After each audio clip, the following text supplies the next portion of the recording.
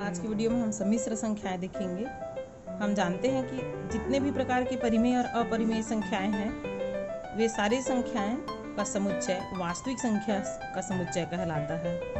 परिमेय और अपरिमेय संख्याएं हमारी कौन सी संख्या है? वास्तविक। सभी प्रकार के बीजगणितीय समीकरण को हल करने के लिए वास्तविक संख्याओं का निकाय पर्याप्त नहीं होता है। जैसे हम एक एग्जाम्पल देख रहे हैं, x का वर्ग धन 1 बराबर 0।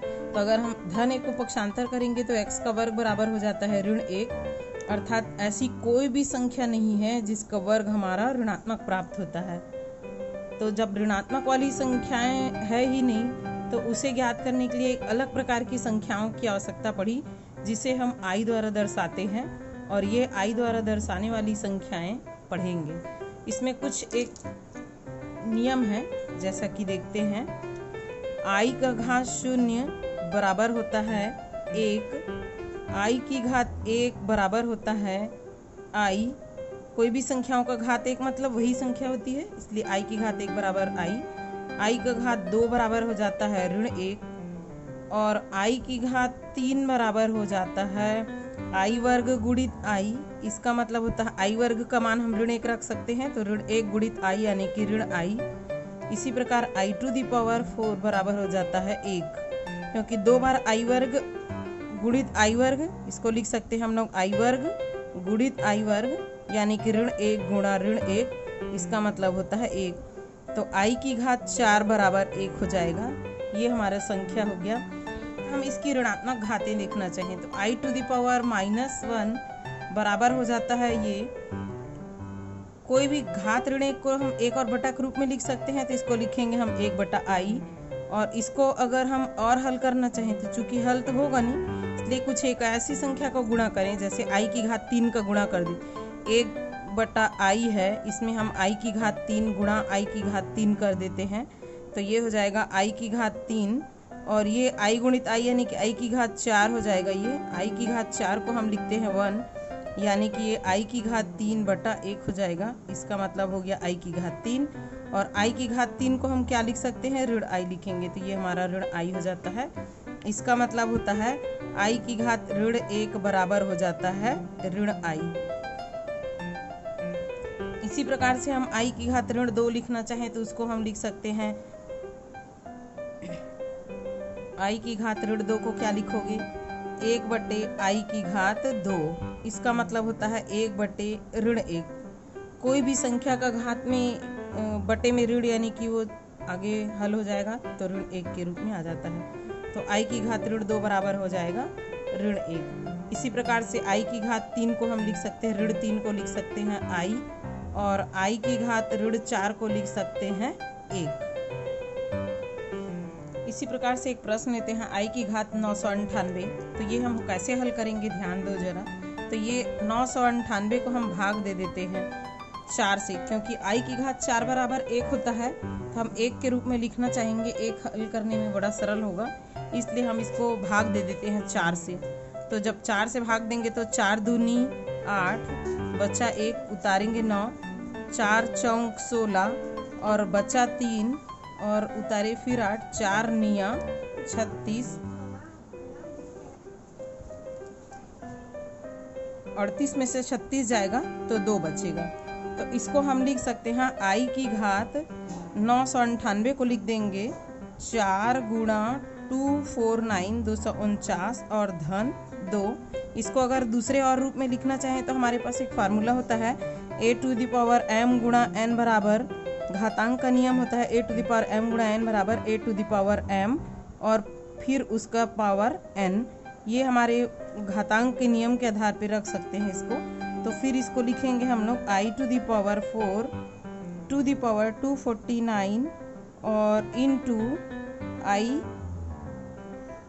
स्क्वायर। ये हमारा लिखने का मेथड हो जाएगा। फिर ये i की घात 4 को लिखते हैं 1, तो इसको लिखेंगे 1 की घात 249 और इनटू i का स्क्वायर। ये i का स्क्वायर को हम ये ऊपर वाले से लिख सकते हैं ऋण 1 की घात 249 यानी कि 1 ही होगा, और i की घात 2 यानी कि हम इसको लिख सकते हैं ऋण 1। तो इसका मतलब हो जाएगा 1 गुणा ऋण 1 यानी कि ऋण 1। आंसर। इसी प्रकार से एक और नेक्स्ट प्रश्न देखते हैं, i की घात 135।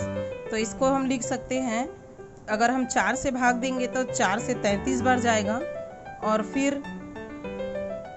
3 एक्स्ट्रा बचता है। जब भाग देंगे हमारा 135 का 4 से तो 4 तिया 12 और 1 बचा, फिर उसके बाद उतारे तो 4 तिया 12 और फिर हमारे पास 3 बच जाता है। तो इसको हम लिखेंगे 135 को लिख सकते हैं 4 गुणा 33 और धन 3। तो ये हमारा आंसर आ जाता है 4 i की घात, इसको लिख सकते हैं i की घात 4 की घात 33 और गुणा i की घात 3। ये हो जाएगा 1 और गुणा i की घात 3। इसका मतलब होता है i की घात 3 का मतलब हो जाता है ऋण i। आंसर। चलिए एक i वाला और नेक्स्ट प्रश्न हल करके देखते हैं। ऋण i गुणा 3i और गुणा ऋण 1/6i की घात 3। तो इसके जब हम लोग सिंप्लीफाइंग करेंगे तो देखेंगे ये i और ये i मिलकर के i घात 3 i घात 2 हो जाएगा। तो इन दोनों को हल करके लिख सकते हैं ऋण 3 i की घात 2 और फिर इसका गुणा, इसको करेंगे ऋण का घात 3 यानी कि ऋण 1 की घात 3 लिख सकते हैं। ये 1/6 है तो 1/6 की घात 3 लिख सकते हैं और ये हो जाएगा i की घात 3। अब इस पूरे को हल करते जाएंगे तो i का वर्ग मतलब कितना होता है, i का वर्ग यानी कि होता है ऋण 1। तो ये हो जाएगा ऋण 3 गुणा ऋण 1 और फिर गुणा होगा ऋण 1 की घात 3 यानी कि ऋण चिन्ह और 1/6 यानी कि हो जाता है 1 की घात 3 और 6 की घात 3 यानी 1 का क्यूब यानी कि 1 और 6 का क्यूब यानी कि 316 और i की घात 3 यानी कि हो जाता है ऋण i। ये हमारा सब गुणा के रूप में रहेगा। तो ये हल करने पर हो जाएगा 2 ठो ऋण यानी कि धन हो जाएगा 3 एकम 3 और गुणा ये ऋण और ऋण मिलकर के धन हो जाएगा और इसको लिखेंगे 1/16i। तो ये हो जाएगा 1/216 और i, इसको सिंप्लीफाई करेंगे तो 3/216 i। आंसर। चलिए एक नेक्स्ट प्रश्न और देखते हैं। वर्गमूल ऋण 4 गुणित वर्गमूल ऋण 9/4। चूंकि हमारे पास कोई भी संख्या रहती है गुणा के रूप में तो हम वर्गमूल को एक साथ कर लेते हैं। तो इसको अब दूसरे तरीके से लिखना चाहें तो ये होगा i गुणित ऋण गुणित ऋण यानी कि ऋण 1 का घात 2 हो जाएगा ये, और दोनों संख्याओं को हम एक साथ ही लिख देते हैं। तो ये हो जाएगा 4 गुणा 9/4 और अगर हल करना चाहें तो ये 4 और 4 यहाँ से हम कैंसिल कर सकते हैं और इस 9 को लिख सकते हैं हम। इसमें हमारा ऋण 1 का वर्ग और 3 का वर्ग, इसको हम लिख सकते हैं ऋण 3 पूरे का वर्ग और अंडर रूट है इसलिए पूरे का अंडर रूट लगा दिए। वर्ग और वर्ग मूल्य जब कैंसिल करेंगे ये हो जाता है हमारा ऋण 3। यदि हमारे पास i वाली संख्याएं समझ जाएं तो इसको दो वास्तविक संख्याएं a प्लस ib के रूप में अगर लिखना चाहें तो ये हमारा कहलाता है सम्मिश्र संख्याएं, जहां पर हमारा a और b रहता है वास्तविक संख्याएं और i हमारी अधिकल्पित रहता है। i को हम कहते हैं अधिकल्पित। तो इस प्रकार से जो मिल करके बना रहता है ये हमारा अधिकल्पित संख्या और a और b हमारा वास्तविक संख्या हो और i अधिकल्पित हो तो दोनों को मिलाकर a प्लस ib के रूप में लिखें, ये हमारी सम्मिश्र संख्या कहलाती है। इसे हम z द्वारा भी डिनोट करते हैं, जहाँ पर हमारा z 2 पार्ट में रहेगा।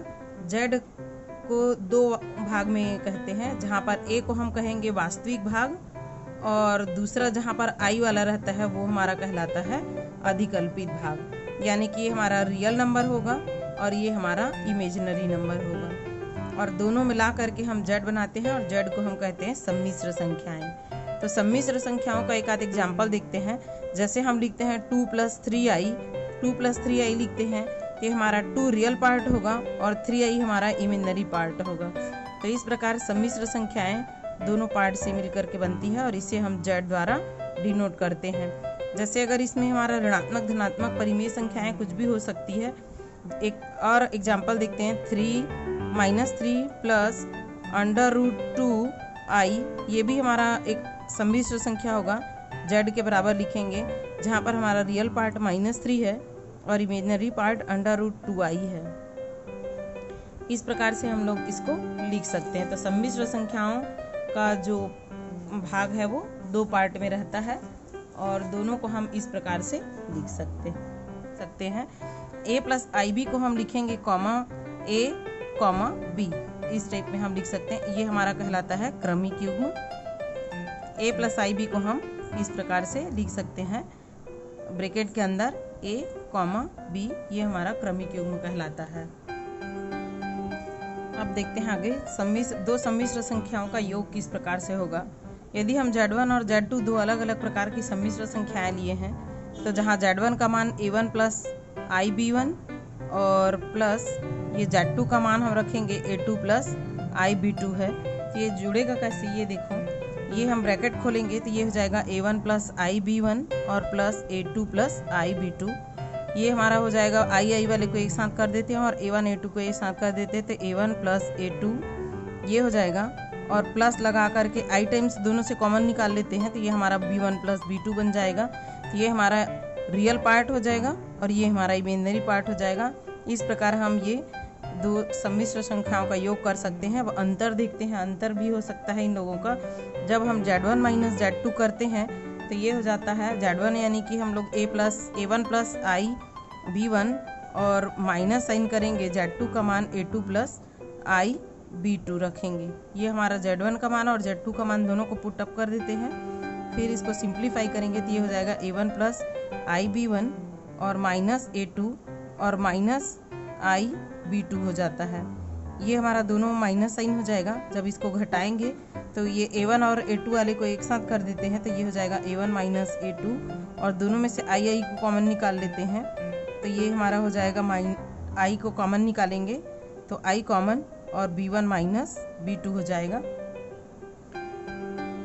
तो इस प्रकार दो सम्मिश्र संख्याओं को घटा भी सकते हैं। सम्मिश्र संख्याओं के गुणधर्म में क्रम विनिमय नियम, साहचर्य नियम, वितरण नियम, प्रतिलोम और तत्समक सभी प्रकार के हम गुणधर्म योग और गुणन दोनों के लिए प्राप्त कर सकते हैं। सम्मिश्र संख्याएं हमारी सामान्य संख्याओं की भांति ही हल किया जा सकता है।